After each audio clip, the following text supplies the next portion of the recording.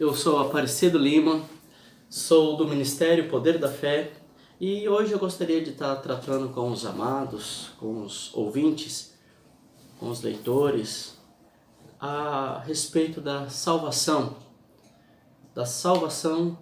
do homem. Mas antes de falar da salvação do homem, eu gostaria de falar sobre o propósito eterno de Deus.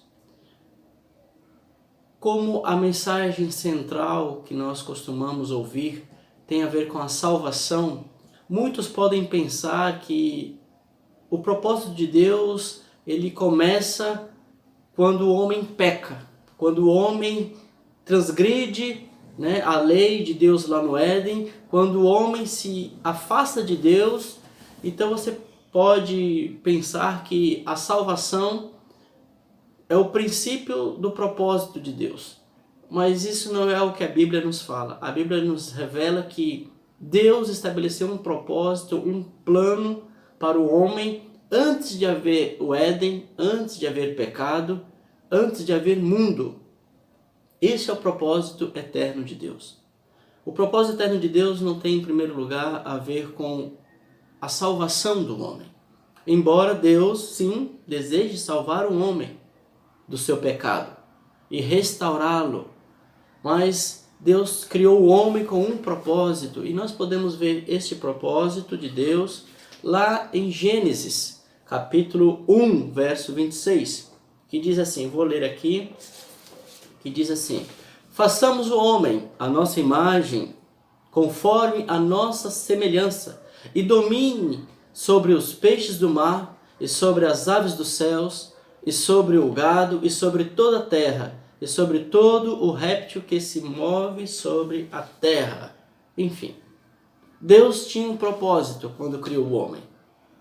E o propósito de Deus ao criar o homem é fazer com que ele se tornasse a sua imagem e semelhança. E não foi bem isso que aconteceu de imediato ali no Éden.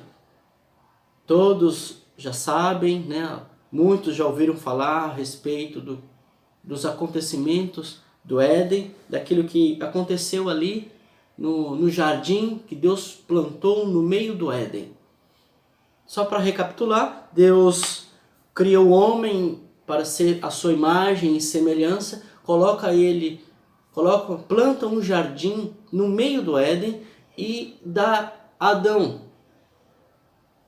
o domínio, o governo, e diz para Adão, Adão, mostra a Adão o jardim e mostra também que há duas árvores plantadas ali no meio do jardim. Uma árvore era a árvore da vida e a outra a árvore do conhecimento do bem e do mal. Como a gente já sabe da história, está lá em Gênesis capítulo 3, a respeito da queda. Adão, ele ouve Deus dizer a ele, Adão, no dia, não coma da árvore do conhecimento do bem e do mal. De todas as árvores você pode comer livremente, mas aquela que se chama árvore do conhecimento do bem e do mal, esta você não coma, porque no dia em que comer, certamente morrerás. E todos já sabem do resultado, o homem peca, o homem transgride uma lei que Deus estabeleceu ali no Éden. E ao se desligar de Deus no Espírito, o homem perde todas as referências, o homem perde a comunhão e o homem não se torna de imediato imagem de Deus, semelhança de Deus. O homem se vê ali num dilema, ausência de Deus. O homem que tinha tudo, tinha o domínio, tinha o governo, ele perde. Deus estabeleceu o homem para governar, para reinar, para desfrutar de todas as coisas que ele colocou ali, o Senhor Deus, no Éden. Essa é a história da queda do homem. O pecado afastou o homem de Deus e fez com que este homem se tornasse escravo do pecado. E escravo do pecado está sob a ira de Deus. E nós sabemos que o pecado causou toda a degeneração humana, o homem, né, que daria, seria como o princípio, né, ali da família humana, Adão, né, que significa humano, terreno, ou da terra. Ele foi criado para que por meio dele surgisse muitos filhos à imagem de Deus. Se todos os animais se reproduziriam segundo a sua própria espécie, Adão se reproduziria segundo aquilo que Deus disse, a imagem e semelhança de Deus. Então todos que nascessem após Adão nasceriam segundo a imagem e semelhança de Deus. Não foi exatamente assim que aconteceu. O homem peca, o homem, na verdade, ele se torna muito mais semelhante a Satanás, a imagem e semelhança de Satanás, na sua maldade, no querer ser igual a Deus, no querer tudo para si. Este é a causa do homem hoje. Esse é o maior dilema do ser humano. O ser humano natural, aquele que nasceu naturalmente, ele está em pecado. Ele já nasce em pecado. E nada importe o que ele venha fazer que venha mudar isso, a não ser que ele seja substituído, né? Que ele receba salvação. Então o plano de Deus não começa com a queda do homem. O plano de Deus não começa quando o homem transgride a lei. O plano de Deus deu-se início em tempos eternos, antes da fundação do mundo. Antes de haver mundo, Deus tinha um plano. Eu vou contar uma ilustração para que você possa entender mais ou menos essa questão. Suponhamos que o pai, que você se coloque nessa questão também, que um pai que tenha um filho e deseje levar o seu filho ao shopping. Ele já planejou, ele já desejou, e agora ele comunica ao filho: filho, eu vou levar você ao shopping. Então ele vai lá, dá banho no filho, prepara o filho, deixa o filho preparadinho e diz ao filho: filho, fique aqui, me aguarde, que hoje nós iremos ao shopping. Lembre-se, o plano original do pai era levar o filho ao shopping, para passear, para desfrutar das coisas que havia ali no shopping. Contudo, o pai se retira. Quando o pai volta, o filho está todo sujo. O filho está, não está em condições mais de ir ao shopping. Então o que o pai faz? O pai agora, lembre-se, o propósito do pai é levar o filho ao shopping.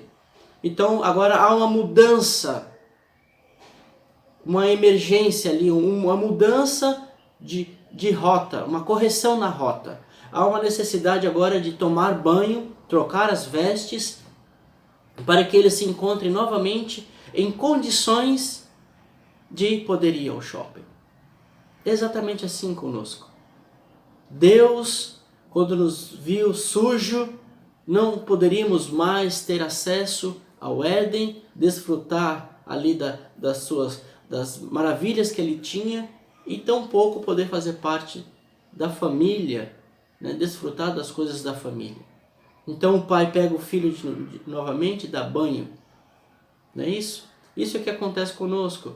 Mas muitos de nós, assim como os filhos, quando os filhos não querem tomar banho, eles relutam. Mas uma vez que eles aceitam tomar banho, eles não querem sair mais. É isso que tem acontecido com muitos cristãos. Eles, após terem tomado banho, eles não querem mais sair do banho, porque o banho se tornou a causa em si mesmo. O shopping não é mais objetivo, e sim o tomar banho. Mas para o pai, tomar banho não é apenas o objetivo final. Agora tomar banho é apenas uma correção da rota, é apenas um processo momentâneo em que o objetivo sim é ir ao shopping. O objetivo de Deus é ter o homem à sua imagem e semelhança. Deus não mudou os seus planos. Deus não mudou né, aquilo que havia planejado antes, simplesmente porque o homem pecou. Mas o pecado pode revelar o amor de Deus para conosco, em que nós estávamos mortos em nossos delitos e pecados, né? Estávamos ausentes de Deus, precisando de salvação. Mas salvação do quê e para quê? Nós fomos contaminados com o pecado de Adão. É isso que a Bíblia diz lá em Romanos, capítulo 5, verso 12, que diz assim: portanto, como por um homem entrou o pecado no mundo e pelo pecado a morte, assim também a morte passou a todos os homens, por isso que todos pecaram. Diante de Deus todos pecaram. E por que pecaram? Porque você pode se considerar pecador. Você é pecador porque Adão pecou. É isso que a Bíblia nos ensina, que nós pecamos porque Adão pecou.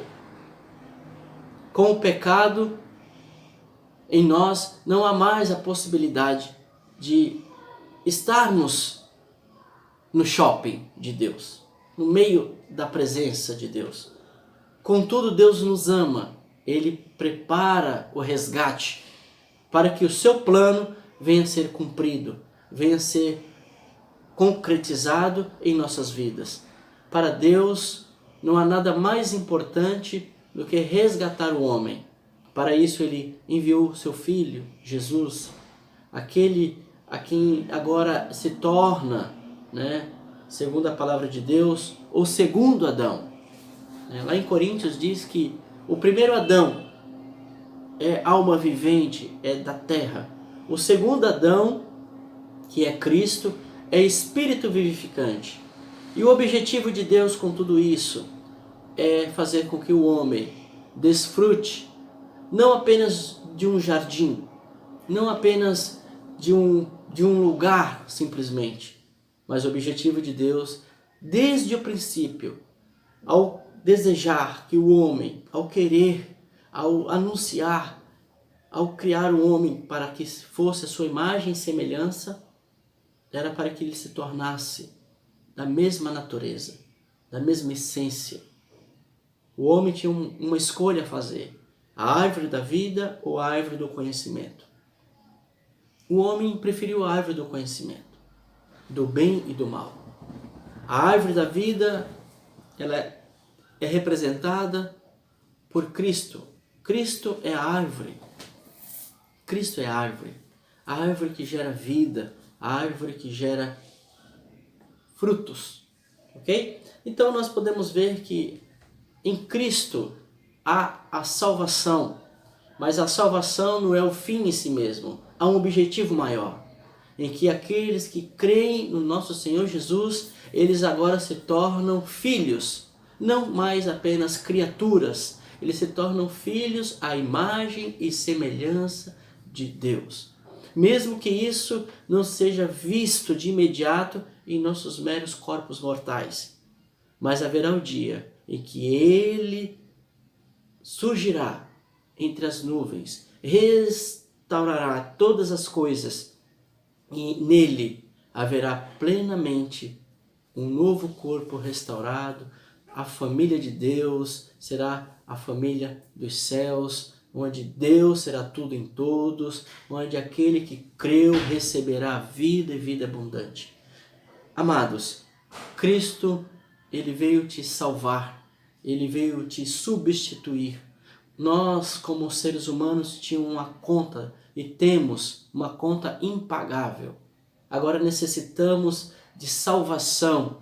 Cristo veio nos salvar, não meramente do inferno, embora Ele venha nos salvar, mas Ele veio nos salvar primeiramente da ira de Deus.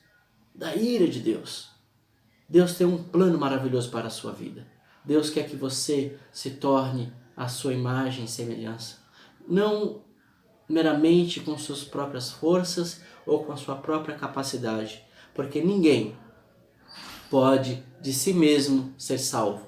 mas a salvação está em Cristo Jesus, aquele que agora, todo aquele que crê, se torna filho, filho por adoção, ou filho, né? Em Cristo Jesus, nós agora somos pertencentes à natureza de Deus. Podemos ver isso lá em Efésios capítulo 1, verso 4, em que Deus mostra um pouco mais do seu propósito. Eu vou ler aqui para os amados. Como também nos elegeu nele antes da fundação do mundo, para que fôssemos santos e irrepreensíveis diante dele em amor. E nos predestinou para filhos em adoção em Cristo Jesus, para si mesmo, segundo o beneplácito de sua vontade, para louvor e glória da sua graça, pela qual nos fez agradável em si, no amado, ou seja, em Cristo, em quem temos a redenção pelo seu sangue, a remissão das ofensas, segundo as riquezas da sua glória, em que temos a redenção pelo seu sangue. A redenção, o resgate, é segundo a vontade de Deus. Deus desejou, Deus planejou, Deus arquitetou e tudo está pronto, meu querido. Tudo está pronto. Basta você crer e você se tornará família de Deus, igreja em Cristo Jesus. Você se tornará uma nova criatura conforme a imagem do nosso Senhor Jesus, para o louvor da glória de Deus. Ok? Que Deus abençoe você. Tenha uma boa reflexão a respeito desta palavra e que o Espírito Santo venha produzir em você vida e vida abundante em Cristo Jesus. Obrigado.